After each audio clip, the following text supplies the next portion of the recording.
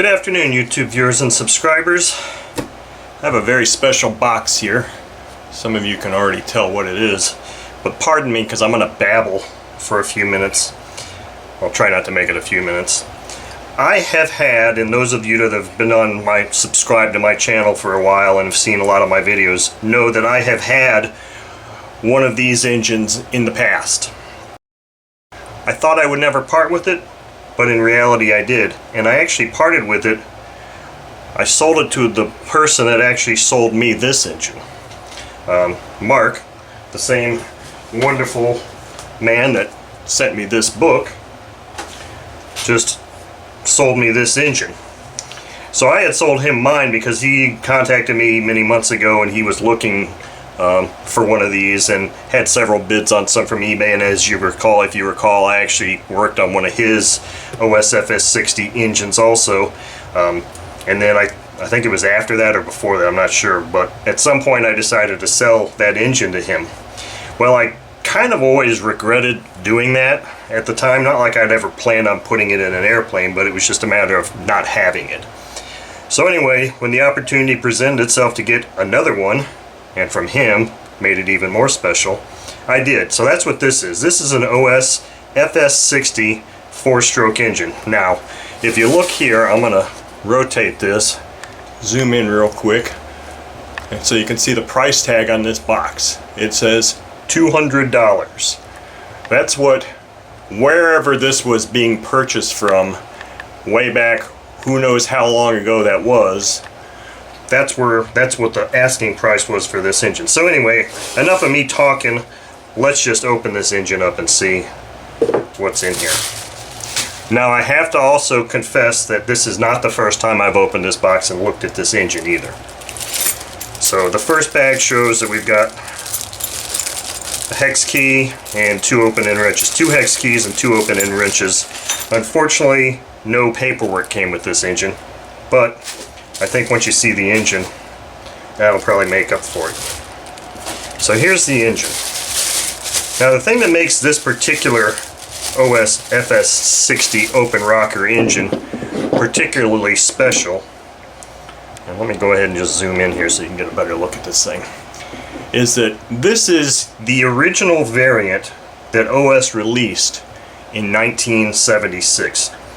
From looking at the OS timeline, this would appear that this was OS's first four-stroke engine.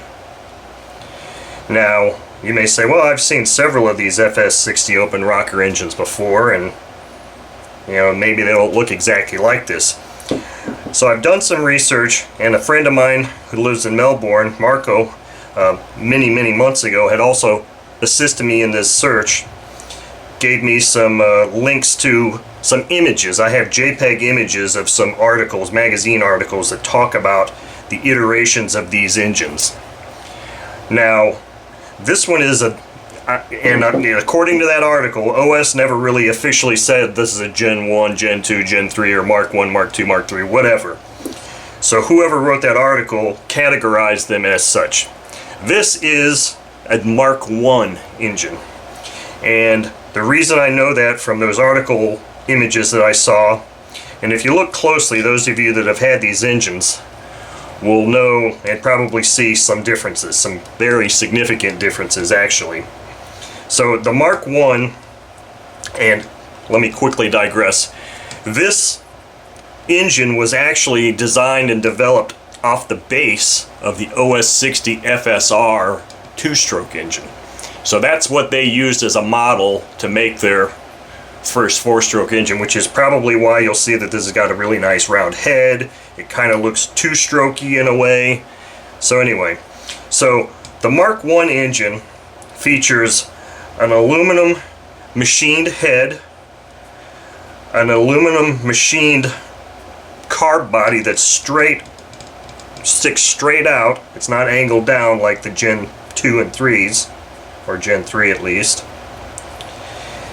It also has hardened steel, which they kind of look chromed, hardened steel push rods. And the other major difference in this engine is that it actually has aluminum machined arm holder, rocker arm holder, and aluminum machined rocker arms, as opposed to the machined steel rocker arms that you'll see on later generation engines. So those are the things that tell me that this is a Generation 1 engine. Now, I mentioned that this isn't the first time that I have opened this box and looked at it today, because when Mark sent this to me, he said this thing, the throttle was stuck on it and it wouldn't move. And so basically what I did was, when I got it, first thing I did was I wanted to check this thing out because I was rather excited about it. So I just put a little bit of oil in there, took it outside, hit it with the heat gun a little bit, and sure enough, now our throttle barrel is moving freely. Now, I have done my normal smell test on this engine, and for the life of me, I don't smell evidence that this engine has ever been run. And those of you that might get all excited, don't get too excited, because I'm probably not going to be taking this engine apart. And if you know about these engines, these don't have just a straight in hole. It's kind of a tapered, so it's a little bit of a hole to look through, and I don't really think I'm going to be able to see the top of the piston there very well. I can kind of see it, but I'm not really sure. Can't tell much about that. So I really don't know if this engine's ever been run. It might have been run one time and that's it. Let's see here. The only other thing that might help is possibly looking inside the exhaust valve. But even then, one run or two runs is not going to carbon up the exhaust valve stem. Yeah, you really can't see in there. I mean, maybe. I don't know. So, to my knowledge, this engine doesn't really appear to be run. I'm going to assume it was run one time. Now, it feels kind of rough. And I think it could feel rough because it was run one time and then just left like that. Let me say one other thing. There's another major difference here that shows that this is a Gen 1 as opposed to a Gen 2 or Gen 3 engine. And if you notice, that's a complete and utter lack of a breather tube or breather nipple, which is usually right about here. That is somewhat of a concern to me. Now, being one of the OS's first four-stroke engines, maybe they didn't realize that that was a necessary thing, but that is a concern to me, because if this engine has been run even one time, that's enough to have pretty nasty looking innards here, especially without having the ability to put after run oil inside this engine. So I'm kind of at a quandary here. I've got this beautiful engine that looks pristine and unrun, but it feels kind of rough. Now, what I'm going to do after this is I'm going to go put oil in this thing as much as I can anyway, and then heat it up and see, and maybe spin it over with an electric starter and see if this feels any different. But I mean, really, the only thing for me to do with this engine is run it, because the bearings, or it doesn't feel bad enough that, and it certainly doesn't look like it's had enough runtime that the bearings would be totally destroyed. So I'm going to have to take a chance on at least running it one time, allowing it to get heated up to operating temperature and get all lubricated in there, and then assess it again. But the last thing I want to do is open this engine up and just completely disassemble it to change bearings, because it's just such a beautiful piece, and they're getting increasingly rare.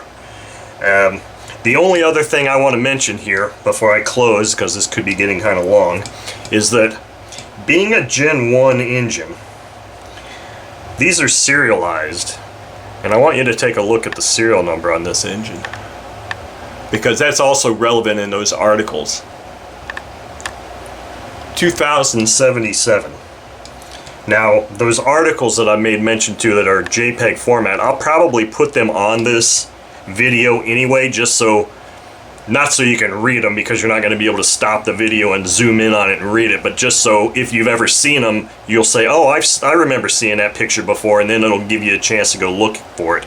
I'll see if I can find the RC Groups thread where I actually saved these images from, because there's a lot of good information in there. I might even have it bookmarked, I'm not sure, but if I have that link, I'll also put that on this video so that you can all read those things that I've basically been telling you from those articles. But anyway, so this is my latest acquisition, not a freebie, believe me, but one I'm very, very proud to own, and one I'm certainly never ever gonna get rid of. So thank you for your subscriptions, and thank you for watching, and stay tuned for a run video of this engine.